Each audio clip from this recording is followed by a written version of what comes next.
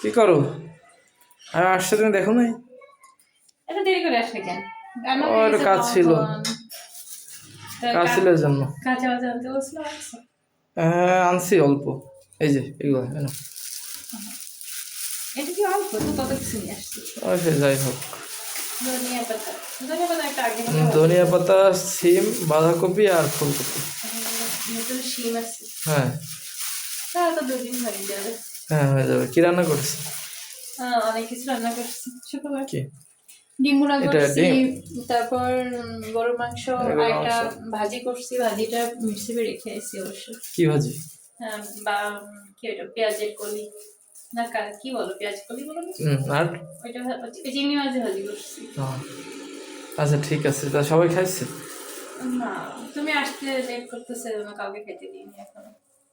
আচ্ছা ঠিক আছে, তাহলে সবার দাও, আমি পাঞ্জাবি চেঞ্জ করি।